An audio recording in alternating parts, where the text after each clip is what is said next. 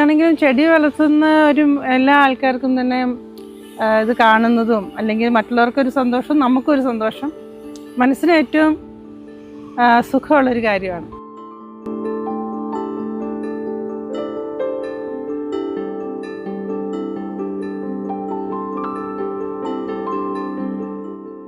Hi, നമസ്കാരം. ഞാനിപ്പോൾ നിൽക്കുന്നത് വയനാട്ടിലാണ്. വയനാട്ടിലെ മറ്റൊരു വീഡിയോ നിങ്ങളിലേക്ക് വന്നിരിക്കുന്നത് ഒരു ഗാർഡൻ ടൂർ വീഡിയോ ആണ്. ഈ ഒരു ഹൈവേ എന്ന് പറഞ്ഞാൽ പുൽപ്പള്ളി ഹൈവേ ആണ്, അതായത് 1-ാം മൈൽ എന്ന് പറയും. അവിടുന്ന് നമുക്ക് ആര് ക്രോസ് ചെയ്താലും നമുക്ക് പെട്ടെന്ന് നമുക്ക് കണ്ണിലേക്ക് ഒരു ആകർഷിക്കുന്ന വീടാണ്.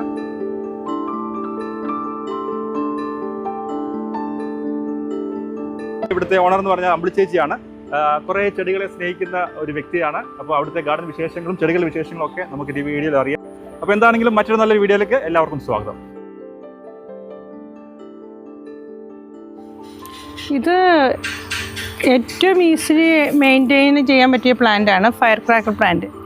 ഇനി പ്രത്യേകിച്ച് ഒരു കെയറും ആവശ്യമില്ല. എത്ര ചൂടാണെങ്കിലും എല്ലാം ഇത് പൂത്തോണ്ടേ ഇരിക്കും. എനിക്കിതിൻ്റെ 3 കളറുണ്ട് ഇവിടെ. വൈറ്റ് ഉണ്ട്, റെഡ് ഉണ്ട്, പിന്നെ പീച്ച് കളറുണ്ട്. പെട്രിയ ബ്ലൂവും റെഡും പിങ്കും ഉണ്ട്. പിങ്കിൻ്റെ പേര് എനിക്ക് തോന്നുന്നു ബോയിഞ്ചിയ എന്നാണ്. അതെനിക്കിവിടെ ഇല്ല. ഇത് സാൻഡ് പേപ്പർ വൈൻ എന്നാണ് സാധാരണ അറിയുന്നത്. അതായത് സാൻഡ് പേപ്പർ വൈൻ എന്ന് പറയാൻ കാരണം ഇതിന്റെ ഈ ലീഫ് ഉണ്ടല്ലോ, ഈ ലീഫ് നമുക്ക് നമ്മുടെ സാൻഡ് പേപ്പർ ഇല്ലേ, ആ സാൻഡ് പേപ്പർ പോലെ തന്നെ സെയിം ആയിട്ട് തോന്നിക്കുന്നതാണ്. അതുകൊണ്ട് തന്നെ സാൻഡ് പേപ്പർ വൈൻ എന്ന് പറയുന്നത്. ഇത് എത്ര വർഷമായി നമുക്ക് ഇപ്പം വളർത്തുന്നു ഇവിടെ? ഇത് 3-4 വർഷമായി. ഇപ്പം ഇപ്രാവശ്യം ഞാനത് കട്ട് ചെയ്ത് വിട്ടിരുന്നു. അത് ഒരുപാട് ഇങ്ങനെ ആയിട്ട് ഇപ്പം 1 വർഷം രണ്ടാമത് പൂത്ത് വരുന്നേ ഉള്ളൂ. ഇത് പക്ഷേ പ്രൂണൊന്നും ചെയ്തിട്ടില്ല. പക്ഷെ നല്ല വെയിൽ മാത്രം മതി അതിന്. നന്നായിട്ട് അത് ഉണ്ടായി. 2 കളറിന് വെയിൽ മാത്രം നല്ലതായിട്ട്. കാര്യമായിട്ടുള്ള ശുശ്രൂഷ ഒന്നും ഇതിന് ആവശ്യമില്ല. ഇതിന്റെ പ്രൊപ്പഗേഷൻ ചെയ്യാൻ വല്ല ശ്രമിച്ചിട്ടുണ്ടോ? ഇല്ല.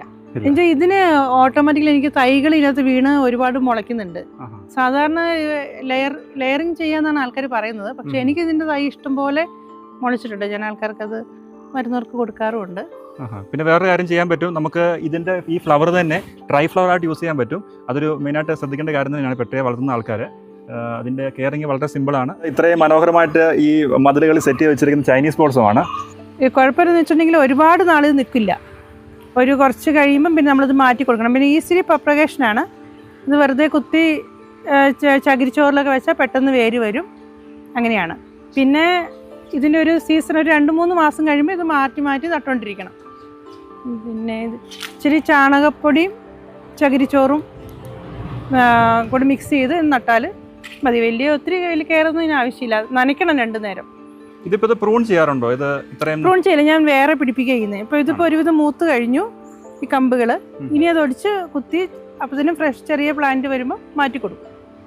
അല്ലാതെ ഇത് കട്ട് ചെയ്തിട്ട് പിന്നെ പഴയതിൽ നിന്ന് വരുന്നത് അത്ര നന്നാവാറില്ല. ഇതിനാ മഴ ആ ഒരു പ്രശ്നമാണെന്ന് തോന്നുന്നല്ലേ? മഴ വലിയ പ്രശ്നം ഉണ്ടാക്കാറില്ല. പിന്നെ പുഴു വരും ഇടയ്ക്ക്, അതൊക്കെ ഒന്ന് ശ്രദ്ധിച്ചാൽ മതി. അതിനെന്താ ചെയ്യാറുള്ളൂ ഇവിടെ? മരുന്നുകളൊന്നും അടിക്കാറില്ല. അത് വലിയ പുഴുവാണ്, നമ്മൾ നോക്കിയെടുത്ത് കളയുന്നേ ഉള്ളൂ.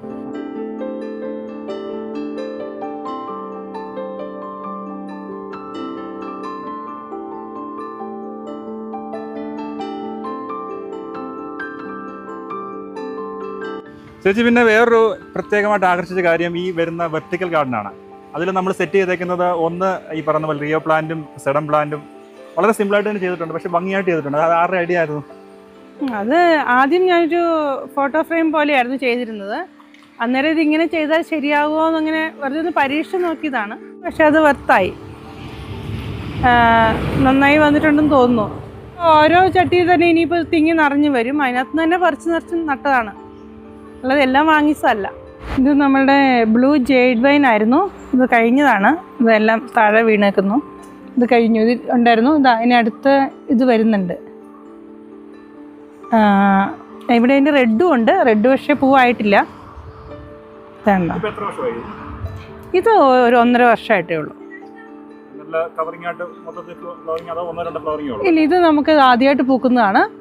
ഇപ്പോൾ 2 എണ്ണമാണ് ആദ്യമായിട്ട് പൂത്തത്. ഇപ്പോൾ ഇത് വരുന്നുണ്ട്. ഇതിപ്പം ഇനിയിപ്പം അടുത്ത വർഷത്തിൽ ഉണ്ടാവും എന്ന് വിചാരിക്കുന്നു. കയറ്റി വിട്ടിട്ടുണ്ട്. അതുപോലെ തന്നെ ഇവിടെ മതിൽ ഫുള്ള് കവർ ചെയ്തേക്കുന്നത് ഒരു സൈഡ് ആണെങ്കിൽ ക്യാറ്റ്സ് ക്ലോ ആണ്, ഒരു സൈഡാണ് ക്രീപ്പിംഗ് ഫെഗ് ആണ്. അതുകൊണ്ട് തന്നെ നല്ലൊരു പച്ചപ്പ് നിറഞ്ഞിട്ടുണ്ട്. ഇത് തേക്കാത്ത മതിലാണ്. അപ്പോൾ പിന്നെ ഇതിങ്ങനെ കയറ്റി വിട്ടപ്പോൾ പിന്നെ അത് ഫുൾ കവറായി, നല്ല പച്ചപ്പുമായല്ലോ. ഇത് ക്രിസ്മസ് ലേഡി എന്ന് പറഞ്ഞ പ്ലാന്റ് ആണ്. ഇത് കുറേ കഴിഞ്ഞിപ്പം പൂത്ത് പോയിട്ട് രണ്ടാമത് വന്നതാണ്. ഇത് നവംബർ ആദ്യം തൊട്ട് ഇതിൻ്റെ പൂത്ത് തുടങ്ങും. ഇപ്പം ഇതുവരെയായിട്ട് ആദ്യത്തെ ഒരു സെക്ഷൻ കഴിഞ്ഞ് രണ്ടാമത് വന്നതാണിത്.